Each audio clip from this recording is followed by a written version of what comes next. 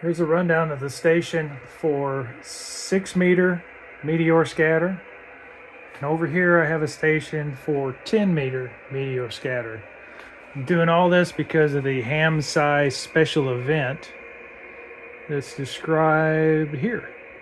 So this is HamSCI Meteor scatter QSO party. Today's August the 12th. I've been operating this for a day and a half. So I want to show you guys what is all here so that you can be aware of it and then I can remember. So I'm trying to get back into this page here. This is how the station is set up currently and what I'm doing. So we'll focus on the 6 meters now. WSJTX version 2.8. It's decoding and doing this stuff right there. Operating frequencies 5260, and here are my settings. All this stuff was copied from an excellent guide here, K5ND's Meteor Scatter, Getting on the Air, How It Works. So that got me started, but then for the HamSCI event has some special operating guidelines that are available here. So I copied what they told me to enter in. See, back on their first page is right here.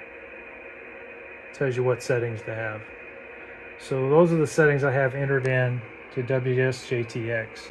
So this page here and this page here got me started. And this is how some other people have chimed in and told what to do here as far as some communication. So this ping jockey is communications for what's happening on the bands and coordinating contacts. Also, if you're running JT Alert, which that's what we've got here, JT Alert, it allows messaging. And so that messaging, you can contact different operators. Like I've spoken here with Whiskey Tango 4 Whiskey and Kilo 9 Mike Kilo. We've had communications back and forth about our contacts. That helped a lot. So here we'll do some transmitting. We'll go ahead and enable transmit. Here's your power range here. So when that transmits, you adjust this so that here I'm using a FT991A, and as you adjust that slider, it takes 15 seconds between transmits the way I have it set up. Just that slider, you want to get your ALC right about there, about a third. So that slider's set up just right. And there's a lot of settings in the radio. The main thing I had to adjust when I was first getting started there was I had this set for narrow. And if you're set for narrow, it's not going to decode. So I set it out to wide, 3000 hertz width. And with that, I've been able to decode, I think I've got 16 in the log right now. So 12, a dozen on 6 meters and 4 over there on 10 meters. Also helpful is your ham clock. I use that to keep track of what my UTC is. You can also see the spotting on there. I've only got one spot going out on 6 meters here. I just started transmitting. And then here we're doing a PSK reporter. Right now I'm looking at everything coming in and out of my grid square. So here's the Puerto Rico station that's picking me up on 6 meters. I just worked him on 10. So he's Whiskey Papa 3 Romeo down there in Puerto Rico. And so what this is saying is that on 6 meters, all the signals received, I thought I had that for sent or received by, that's what I want, sent or received by Echo Mike 60, which is our grid square here, in the last 15 minutes. So I'll hit go here and see what we're seeing. All right, so there's, okay, this is what we've got going out. So this stuff here, all right, so over here, our neighbor, and I'll turn this down a little bit. Our neighbor over there, KD5M, he's getting out and receiving. Here, Whiskey 4 HFZ, Chaz is getting out and receiving. And then this is our station here. And we're getting some stuff here. Last reported by N0PB. I've been trying to contact him. He's up here. He's up here in north of Missouri, or maybe in Missouri. There he is. I want to try to get him if I can. Let's see here. There he is. There's his report. So I'm going to turn off this. But that's an older. This old. Oh, look here. This is 2139. That's what I'm using my ham clock for. 2152. That's an old report.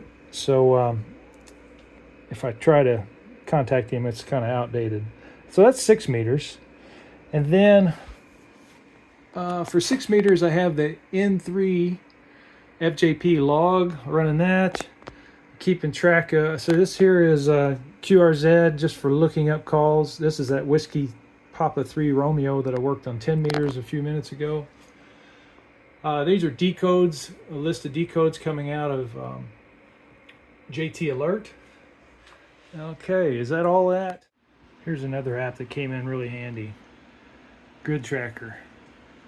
So on MSK144, if you're transmitting, if you're trying to contact stations to the east, you are supposed to transmit even first. And if you're transmitting to the west, you'll transmit second. So you would have that box unchecked. So knowing where the stations are you're trying to contact helps with that.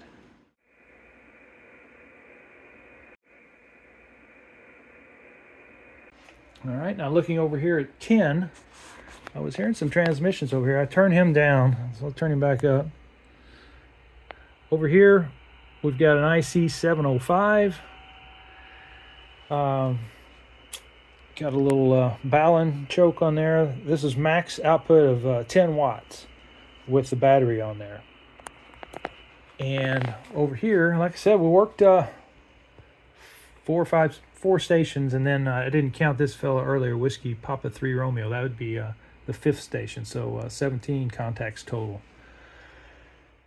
I had meant to do kind of mimic what I have over here with this 2 monitor setup, but I had to trouble with the cable. So the only thing I'm using here is WSJTX, and oh, here comes Whiskey Papa 3 Romeo. Now he's coming through ground wave. Sounds like a powerful station there. That is not Meteor scatter. That is a MSK144 ground wave. Real strong, solid signal there. Now, the comparison would be over here. I don't know if, I think I showed you some of the blips earlier. When you see a meteor scatter, it'd just be a blip or a little patch, but it won't be something solid like we're hearing there. That's a ground wave transmission on 10 meters. Okay, so I guess we'll that's everything here. Oh, I'm powering this off of this Jackery. Oh, somebody's at the door. Okay, the visitors just left, so here's this Jackery unit that I'm using to power up this station here. So again, IC705, laptop with WSJTX, nothing special. That's a Surface Go and the Jackery unit here. And that unit I put together as a comparison for this unit, which is an 857. There's Oreo. Hey, Oreo. This is 857D. It weighs about 13 to 15 pounds with a 20 amp hour battery in there. So I was hoping to get something smaller that would do everything. And I'm not quite sure if that's possible yet. Okay, we'll take you outside and look at the antennas. Here's the antennas. We got a 6 meter omni angle up on that pole there. I disconnected the GP9 and ran that coax. I only have 2 coax come out to the house here. I've got this one and that one over there. So that one's LMR 400 that I've got for VHF and UHF, and I've connected that to that 6 meter antenna. And here we've got this HamSCI dipole for 10 meters. I've got the HF coax going into that. Please ignore my weed eating. I'm messing around with this event, and I just mowed the grass, so didn't weed eat yet though.